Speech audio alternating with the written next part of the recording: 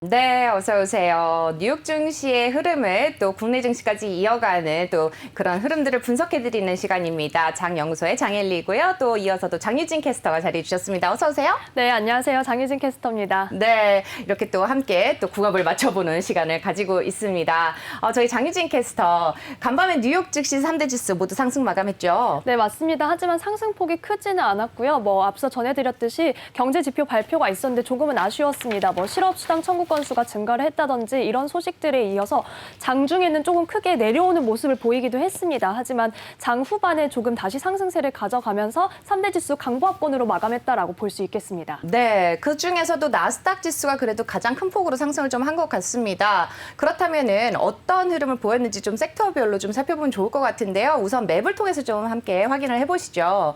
네, 전반적으로 푸르다라고 얘기하기도 애매하고 붉다고 얘기하기도 애매한 컬러인 것 같습니다. 어떻게 해석해 볼 수 있을까요? 네, 맞습니다. 오늘 장연구소 금요일 그림이 정말 또다시 새로운 그림이 네. 펼쳐졌습니다. 어쨌든 녹색이라고 볼 수 있겠네요. 맞습니다. 왜냐하면 지금 면적이 넓은 종목들이 초록색을 밝혀냈기 때문에 그래도 지수 상승을 가져갈 수 있었다라고 볼 수가 있겠는데요. 네. 섹터별로 흐름 자세하게 살펴보도록 하겠습니다. 네, 이 얘기는 어쨌든 간에 우리 코스피도 조금은 붉은색을 좀 밝히지 않을까 하는 기대를 좀 해볼 수도 있을 것 같은데요.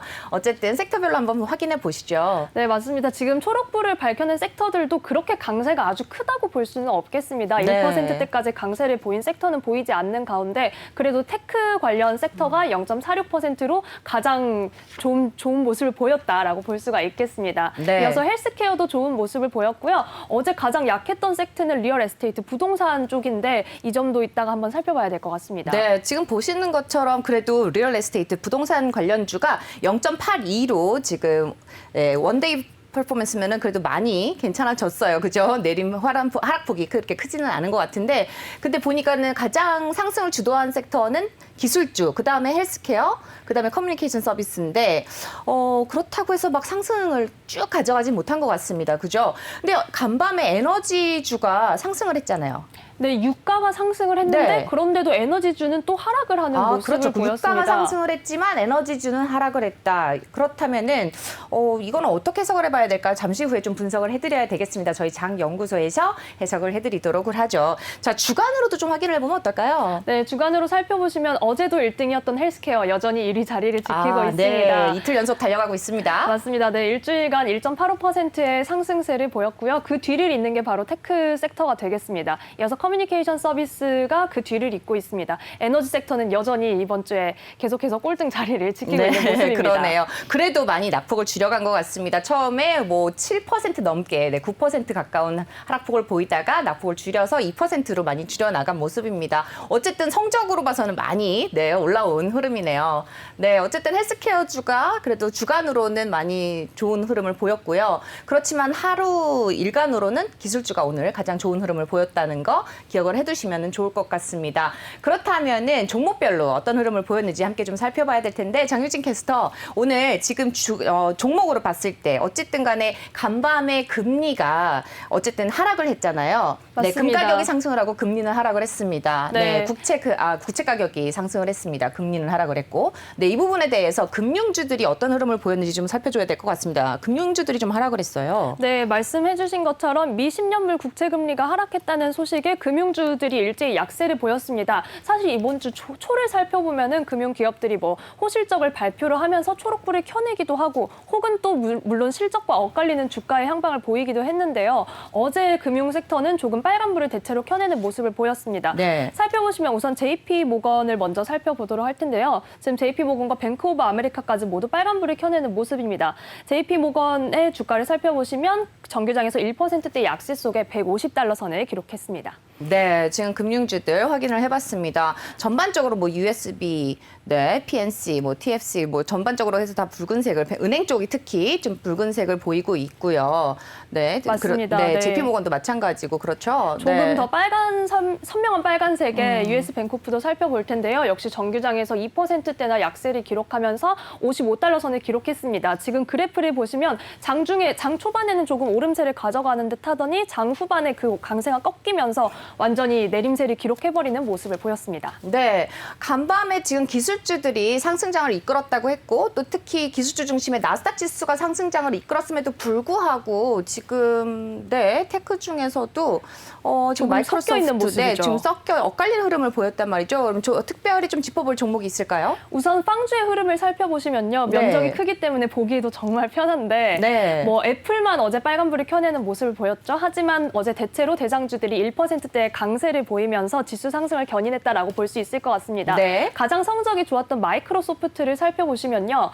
이번 주 초에 저희가 마이크로소프트에서 클라우딩 컴퓨터 사업에 주력을 할 것이다라는 소식을 전해드린 바가 있습니다. 네. 이에 지금 투자사들도 화답하듯이 목표가를 계속해서 상향하는 움직임을 보이고 있는데요. 지금은 $300 아래 선이지만 시티그룹에서는 무려 $370 선까지 목표가를 상향하는 모습을 보였습니다. 그 외에도 다른 회사들에서도 $330 선에서 $370 선의 목표가를 형성을 했는데요. 이 소식 계속해서 눈여겨보셔야 될 것 같습니다. 어제 정규장에서 1%대 강세 속에서 $286 선의 거래를 마쳤습니다. 네, 지금 큰 면적을 가지고 있는 애플과 마이크로소프트 같은 경우는 좋은 흐름을 가져간 것까지는 이해를 하겠습니다. 구글과 페이스북, 지금 서학개미 분들도 굉장히 많이 흐름을 담고 있는 관련 종목들입니다. 여기까지는 괜찮은데 정말 이해 안 되는 또 우리 홍익점이라고 얘기할 수 없는 지금 텍사스 인스트루먼트 같은 경우는 보니까 5% 넘게 빠진 것 같습니다. 맞습니다. 왜 빠진 거죠? 네, 어제도 저희가 텍사스 인스트루먼트를 살펴봤었는데요. 분명히 네. 어제 정규장에서는 초록불을 켜내는 맞습니다. 모습이었습니다. 네. 또한 텍사스 인스트루먼트를 포함해서 반도체 섹터 전체가 초록빛으로 아름답게 빛나는 모습을 그랬죠. 봤는데요. 네. 하지만 지금은 종목별로 조금 엇갈리는 모습을 보이고 있습니다. 그래서 전일장에서 3%대까지 상승을 했던 필라델피아 반도체 지수가 네. 어제는 1%대 미만으로 조금 내려오는 모습을 보였습니다. 지금 텍사스 인스트루먼트 자세히 살펴보시면요. 전일장에 장 마감 후에 실적을 발표를 했습니다. 물론 실적이 많이 나빠진 것은 네. 아니지만 그래도 시장 예상치를 하회하는 모습에 애프터마켓에서 빠지고 있다라는 상황까지 저희가 어제 전해드렸었는데요. 네. 그 실망감이 계속해서 이어지면서 어제 정규장에서 5%대 약세를 기록했습니다. 그래서 정규장에서는 $183 선에 거래를 마쳤습니다. 네, 이유가 있었군요. 텍사스 인스트루먼트까지 확인을 좀 해봤습니다. 이어서 우리 또 에너지주도 좀 확인을 해봐야 될 것 같은데 국제유가가 큰 폭으로 또 올랐음에도 불구하고 사실상 그렇게 국제유가가 그렇게 큰 폭으로 다시 상승을 할 만한 이유가 있을까라는 생각을 좀 해봤습니다. 이란 이슈도 아까 짚어드리기는 했습니다만은 지금 뭐 전반적으로 우리 상승세 뭐 코로나가 심각하지 않다라고 해서 여기는 건지 아니면 수요와 공급의 밸런스가 맞춰질 거라고 예상을 하는 건지 어쨌든 국제유가는 올랐습니다. 네, 하방을 뚫고 내려갔는데 급등을 하면서 다시 올라가면서 다시 상승 추세를 이어가고 있는데 어쨌든 간에 정유주와 또 관련한 에너지 섹터는 오를 줄 알았는데 떨어졌단 말이죠. 이걸 어떻게 해석을 해봐야 될까요? 맞습니다. 지금 말씀해주신 내용처럼 뭐 유가가 상승을 했는데도 뭐 수요가 견고하기 때문에 계속해서 유가가 어떤 흐름으로 갈지 이것들을 저희가 계속해서 살펴봐야 할 텐데요. 어제 에너지주의 흐름을 살펴보시면 오랜만에 초록불을 환하게 밝혀내는 모습을 저희가 확인을 했습니다. 그런데 이번 주 전체로 살펴보시면 저희가 장연구소의 주인공이 거의 에너지 섹터다라고 그랬죠. 말할 수 있을 네. 정도로 엄청 크게 내려왔다가 또 올라오는 모습을 보이고 있죠. 그래서 이거를 좀 어제 올라왔을 때 일부 투자자들이 차익 실현 매물 출회에 나선 것이 아니냐라고 볼 수도 있겠습니다. 네. 또한 전문가들이 정유주에 대해서 어제 코멘트를 내놓은 게 있는데요. 올해만 보면 그러니까 주간으로는 저희가 에너지 섹터가 가장 약한 모습을 보였지만 올해만 보면 에너지 섹터가 30%가량이나 상승을 했다고 합니다. 그래서 이미 에너지 섹터는 많이 고점에 와 있기 때문에 더 이상의 상승세를 가져가기는 조금 어렵지 않을까라고 조심스러운 전망을 내놓기도 했습니다. 또한 여기에 신재생 에너지 등이 더해지면서 정유주가 경쟁 상대가 많아지기 때문에 앞으로의 정유주에서의 부밍은 없을 수도 있다라는 그런 기사들이 나오고 있는 상황입니다. 네, 지금 에너지 섹터에 대해서 분석을 자세히 좀 해주셨습니다. 지금 또 보면은 간밤에 지금 가장 또 하락한 부분이 부동산주였잖아요. 네, 맞습니다. 지금 저희가 부동산 쪽도 살펴보도록 할 텐데요. 빨간불을 켜내고 있는 선명한 것들이 보이는데 네. 이 부분은 저희 앵커님께서 어떻게 보시는지 지금 제가 의견을 분석을 해드려야 되겠죠. 여쭙고 싶습니다. 네, 우리 경제새내기께서 저한테 넘겨주셨습니다. 우리 부동산 섹터는요, 사실상 간밤에 또 현지 시간으로 목요일이죠. 전미 부동산 중개인 협회에서 발표한 주택 판매 가 또 이제 계절 조정된 연간 비율로 6월에 1.4% 증가해서 예상보다는 약 한 586만 채를 기록을 했다고 나왔습니다. 그러면서 하락을 한 것으로 보이는데요. 이 수치는 컨센서스를 4만 유닛대로 이제 하회를 했다고 합니다. 그러면서 5월에 하향 조정들이 1.2% 감소를 했다라는 소식이 나왔습니다. 사실상 이제 코로나 대유행 기간 동안에 이제 교회 쪽으로 다 사람들이 빠져나가면서 이제 그쪽으로 이제 교회 쪽으로 몰려들면서 주택과 부동산이 경기 회복의 주인공이 되었었죠. 그랬으나 이제 뭐 재고가 이제 급락을 했었고 공급 부족이 일어나면서 잠재적 구매자들이 집을 구할래야 구할 수가 없는 상황이 벌어졌었습니다. 그러면서 주택 가격 상승으로 이어졌었는데 그 이후에 코로나가 좀 잠잠해지고 이제 그러면서 다시 도시 쪽으로 다시 돌아오는 현상이 돌아왔죠. 거기에다가 주택 가격 상승에 또 목재 가격 인상이 될 가능성이 나오게 되면서 이제 서부 지역에 또 산불 그다음에 관세 인상까지 겹쳐졌습니다. 그러면서 목재 가격이 더 오를 수 있다 이런 이야기들이 나오게 되면서 지금 오히려 교외 주택을 선호했던 이제 주택 수요가 다시 도시 쪽으로 돌아오는 그런 이제 출근이 다시 시작이 되면서 오히려 완화될 것이다 이런 이야기가 나오게 되면서 이런 가격 이제 변화가 일어나는 상황이 벌어졌고요. 그러면서 지금 리츠 관련한 부동산주들이 하락하는 흐름을 보였다고 볼 수가 있겠습니다.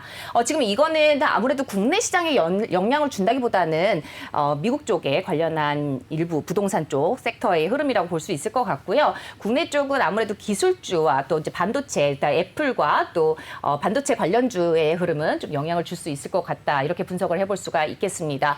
네. 그리고 헬스케어주도 아무래도 간밤에 좀 좋은 흐름을 보인 만큼 우리 국내 쪽도 그런 좀 좋은 흐름을 보이지 않을까 이렇게 점쳐볼 수 있을 것 같은데요. 어떤가요, 장유진 네, 캐스터? 맞습니다. 어제 코스피에서 가장 강했던 업종이 바로 의료 정밀기기 업종이었습니다. 그리고 간밤에 뉴욕장에서도 헬스케어가 계속해서 이번 주 좋은 흐름을 가져가는 걸 보면 뭐 델타 변이 바이러스가 뭐 치사율이 아주 높지는 않다라고 하더라도 전염성이 강하기 때문에 그 공포감은 이제 기저에 깔려 있는 것 같고 헬스케어는 계속해서 조금 긍정적인 흐름을 가져가지 않을까라고 조심스럽게 전망을 해보는 바입니다. 네, 지금 보면은 서학 개미분들이 그전에는 뭐 테슬라 이쪽으로 많이 담으셨었지만 이제는 테슬라보다는 뭐 로블록스를 많이 담았다 이런 얘기도 있었잖아요. 근데 우리가 간밤에 또 살펴본 바로는 로블록스 이쪽보다는 뭐를 많이 담았었죠? 간밤에 저희가 살펴본 바로는 아무래도 대장주들의 좀 움직임이 있었고요. 네, 네. 알파벳이나 이런 종목들이 담는 모습이 많이 보였습니다. 역시 장유진 캐스터 열심히 공부하고 있는 게 드러나는 상황입니다. 제가 체크를 다시 한번 해봤는데요. 역시 경제새내기답게 열심히를 공부를 하고 있습니다. 저희가 다음 주에 장연구소에서는요.